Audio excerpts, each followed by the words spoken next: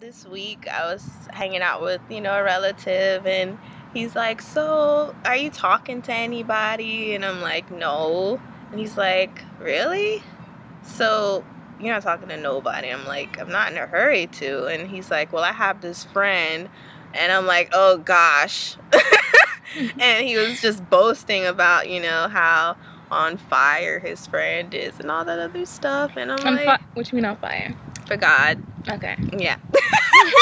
So I was like, no thank you. And he's like, come on Patrice, stop, don't be like that. And I'm like, no, I don't want to date. It hasn't even been a full year since I've been single from my last relationship, so why would I even do that to myself?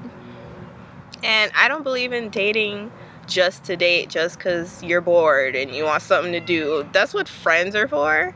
So yeah, I'm gonna stop ranting now. And then this week, another person, a classmate, they're like, what do you do for fun? You don't go out? What if a guy asks you out? And I'm like, no. And plus, God will give you discernment to know if this is really someone who you should date or you shouldn't date. And she's like, what do you mean? And I'm like, uh-oh. Because it's like, if someone's not Christian, they won't understand what you mean by that. So I had to kind of, make it understandable. Yeah. So, yeah, like, people don't understand why you may want to wait, and that's fine. Don't feel like you gotta rush into something just because of that. Yeah, I definitely felt that pressure. Like, once I broke up with my last ex or whatever, like, I did not want to date at all. Like, I didn't want to have love or anything, because I just felt like I was so turned off from love. Because I'm like, man, love is so much work. Love, it's like, I'm in that phase, right? Yes, love, I mean, you go through pain, you love someone so much, and then like it's over, and it's like this pain that you have for like so long, and I'm like, I don't want this to happen to me again. Like, I'll pass. So there's been guys, who've tried, but I made it known from the beginning that I am not in a place for a relationship. I'm not in a place to love. You're not going to get that from me. Mm-hmm. But they always think, I could change her mind. That's how they find it as a challenge or something. I don't know. You guys are weird. I'm done. Some are weird. Let's be fair. Some of you guys are weird. Yeah, and it's like my mind wasn't going to change because, like, and they will be like, oh, you still hooked on your ex, blah blah. And it's not that. It's just that, I felt like love. I had a jaded view of love because it's like, that's what love does. Like, that's what love do. And so it's like, I knew that was not the right way to think. I knew that I cannot, like, identify love with what happened. Yeah. Because that's not love.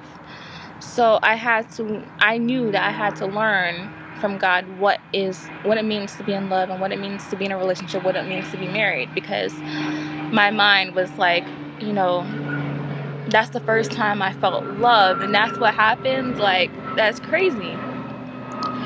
So God had to really teach me. Like, I listened to a lot of speakers who, and I watched some Christian couples, because, your marriage should be a ministry. So I was like, that sounds good, that's good. But I still wasn't completely sold, I was still like, it's still going to take a lot of work though. I went back to school, and when I was picking my classes, the only class that made sense with my schedule was marital counseling. Dun, dun, dun. And that has already taught me so much. Ashley, the marriage counselor. No, ma'am. Well, I wouldn't say never, but if I was to ever be a marital counselor, I definitely want to be married. Yeah. It only makes sense. Yeah, true. In this class, what I'm learning is that love, you have to learn to love. You have to learn to love over and over and over again. It's not a one-time thing. People get it mixed up. They feel as though their heart is in control of love. So they put the heart in the head of the love department, But the thing is, look, your heart can't be trusted. No. Your heart is the most deceitful of all things. So you have to learn that first, love is a choice, and love can be learned. Did you always know how to love God? No. And how did you begin to love God? Through each experience. Mm-hmm. I had to learn how to love him over and over again. And sometimes I'm like, I don't know if I love God right now. Really? Yeah, because it's like everything falls apart, and that's when your love is tested, if it's real or if it needs work. And then, yeah, it's like I had to fall for God over and over again, even though he never fell out of love with me. So I see what you mean by that.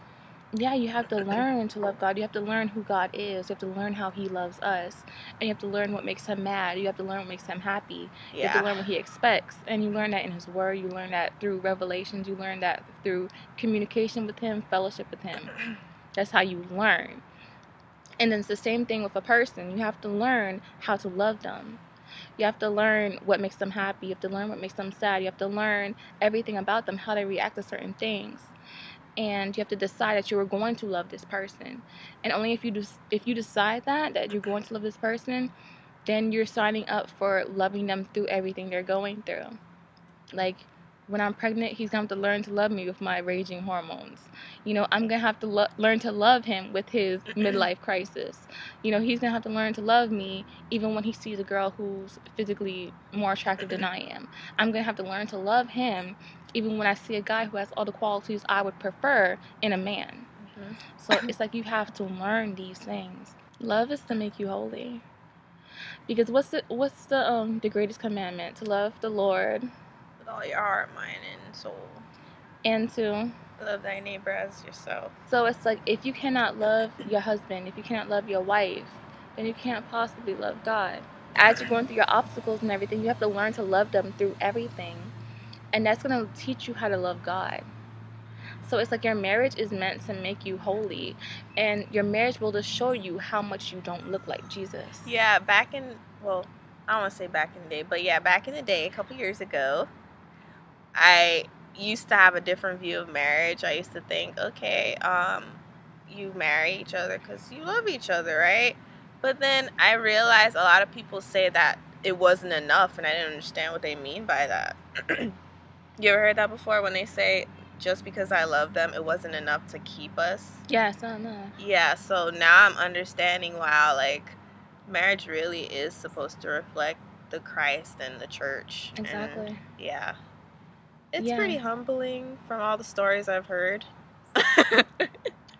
Yeah, it definitely teaches you. Like, it teaches you where you are in your walk, and it teaches you where you are with Christ.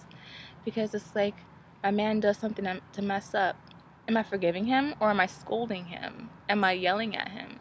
Because you got to remember, like, just because you're married doesn't mean that your walk stops. Like, you're still learning, and you still fall off. You still fall into temptation sometimes. And it's like, you're signing up for a partnership. That means you're going to be with them as they learn to be holy. You know? So, like, you know, have you ever been in a situation where you saw, like, your man looking at some other girl, like, you know, from the corner of his eye? And your initial reaction is to be like, what you looking at? I recall a time, I'm telling on myself. I recall a time with my ex once. One of my exes, I kind of, you know, peeped a little something. And I don't know if you remember, I text you. And I was like, what do you do if you catch your man kind of looking at another?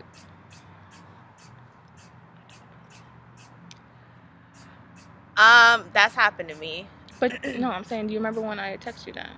Yeah, I remember. Girl, don't be lying for the camera. No, I remember. Okay. I remember. I had to dig into the cabinet. Yeah. So it's like, you have to learn how to respond to that. Like, you know, I asked her because I didn't want to flip out, or I didn't want to say nothing, you know, if this is something that can definitely be overlooked. You have to realize that they're still going through their walk. Just because they're married doesn't mean it ends. Yeah. You know? So you have to love them through it. You know? You have to love them through... Hard. Yeah, you have to love them through their flaws. You have to love them through their temptations and their tests. Because they're still getting tested. A lot of people have, like, the mentality that, like, if it's broken, I'm going to abandon it. Or I'm going to return it. Like, for example, let's say you're trying to, like, put something together, right? And you get frustrated because you can't get it. You don't understand the instructions. You don't understand how to do it, you know? And some people, like, will be like, forget it. It's not even worth all that work. I'm just going to return it to the store. And that's people's mentality when it comes to love and a marriage. Like, they feel like, you know, this is too much work. I don't even feel how I felt when I bought it. When I bought it, I thought it was going to be this wonderful construction. And now I'm like, it's just too much work putting it together. And I don't want to call nobody to help me. I just want to return it. But the thing is, that's kind of like pride, and that's laziness. And it's you're not showing who you are in Christ. If your marriage is falling apart, you need to learn how to make it work, how to build it back up. And even if that means going to marriage counseling, even if that means, you know, doing things differently, having a change of mind. And it's all in your mind, your mindset. Like, when you make a decision that you're going to love somebody, that means you're going to learn how to love them. You're going to learn how to love them the way it needs to be loved. You have to learn to appreciate everything that they have, all the flaws that they have. Even if that man has a big old mole on his face with a piece of hair sticking out, you're going to have to learn to love that mole. So let's say, you know, he's a twin, and the only thing that differentiates the two is the fact that he has a mole on his face. You're going to learn to love that mole because it sets... What? It sets you apart from... I love you, mole. No, but you're going to learn to love him. Like, that's what separates you from your twin brothers, that mole. So I'm going to love that mole. True. The way Christ loves the church. Yeah, because, like, I was reading, like, a lot of stories on, like, one in particular, this man, it's actually a true story. He's actually an author as well, I believe. He realized that he didn't really love his wife and love his children. He didn't. And he treated them very harshly. He berated them, and he was very mean towards them. And it wasn't until his wife had a miscarriage that he understood that he had two choices. Either one, make their family's life a living hell and, like, blame his wife for the rest of her life for the miscarriage, or two, love them through it, support them, and treat them well, and, you know, comfort them at this time. And he decided to be a man. He decided to be a husband and love his family, and that changed his whole life. So he made a choice. He made a choice, and he had to learn how to work out that choice or live out that choice. He had to learn. So he learned to love them. He learned, and then, like, later, like, after they had fallen back in love pretty much, and then she had cancer. Wow. And he had to love her through that. Like, he had to be there with her at the hospital through her treatments and everything. And if he hadn't learned before to love her, he would never be able to love her through cancer. So it's like, would you be able to love somebody through that Alzheimer's disease? Would you be able to love someone through, you know, their amputated leg or amputated arm? You know, would you be able to learn to love them through all of that? So it's like, I'm learning so much in the class. I'm learning how to love, like, despite, you know, what they're going through. But that doesn't mean, like, don't take what I'm saying and apply it to, like, a boyfriend, girlfriend type of thing, or a courting type of situation. Because you have to be with someone who has made a conscious decision to love you and a conscious decision to follow the Lord. Because if you're not on the same page, it's not going to work. You have to be on the same page with a person. Then again, if they're married already, though, they're going to have to... If you're married, then you have to learn to love your wife, your husband. Like, if you guys are unequally yoked, then, yeah, you guys going to have to work on that. Because you're saying that it doesn't apply to that. But if they are married and they're unequally yoked... If you're married, you have to learn to love them. You can. It's not like you, like, people think that they associate love with an emotion or love with a feeling. Love is not an emotion. It's not like, I don't feel like I love you today. Love means that I'm going to love you even though you're not acting very lovable right now. And you have to learn how to respond to people. Like, when they're mad at you, when they're being mean to you, you know, guys are kind of the ones who are most guilty. You know what? Women are guilty too because they hold sex. But men will tend to like, if they're mad at the woman, they won't cater to her. Like, I'm not going to bring her home something special, after work because she, we had an argument this morning. Or I'm not going to rub her feet today because she wasn't very good today. The thing is, like, don't base your love, don't hold your, love back because of how someone's acting. You treat them with love because you love them. Don't treat them how you feel. Treat them, as if you love them. And that will stop, like, all the tension. Like, if you, like, treat them like you love them as opposed to treating them how you feel, then you will avoid a lot of problems and a lot of, destruction in your marriage. You hurt me, I'm gonna hurt you. Then they hurt you again. Then you hurt them and again. And then you still hurt. Right now, I would say I had to learn how to love me over again since I've been single. Because now you're not with anyone. So you're so used to seeing yourself with somebody for so long that it's like, well, am I alone again? Never been alone. So, yeah. Maybe a couple years I'll come back to you guys with some marriage stories. But right now, no. Yeah, I mean, this class it's a good thing, and at times it's a bad thing. Because, like, I'll be reading things about, like, relationships and stuff like that, and I'll be like, and it makes, because, like, I'm like, me and one other person is, like, the only ones who haven't been married or not married right now, because, it's a lot of older people in my class. And so, like, they can dwell on their marriage when they're going through this course.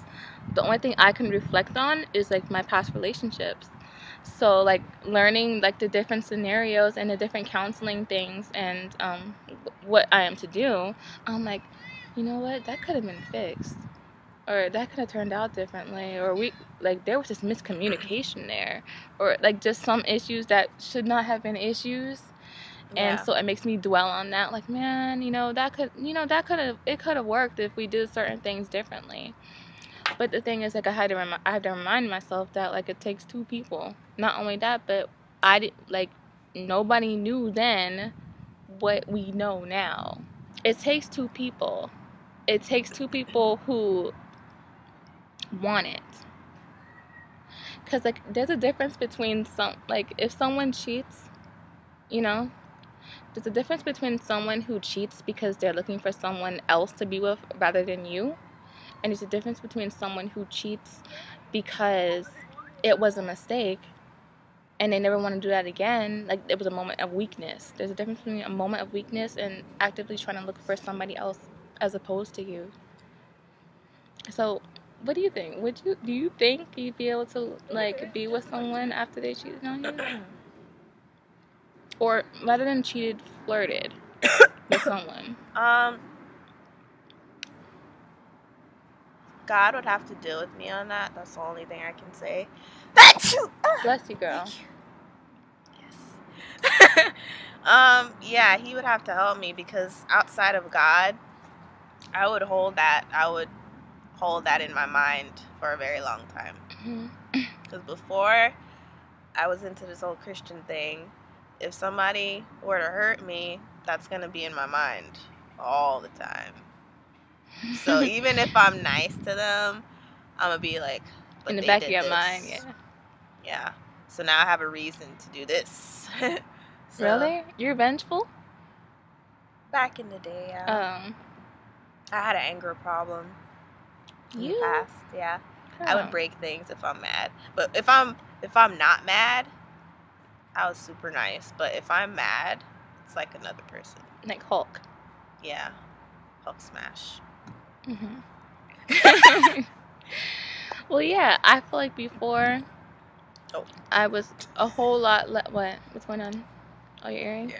I think before I was a whole lot, well, not a whole lot, I think I was pretty, I don't know.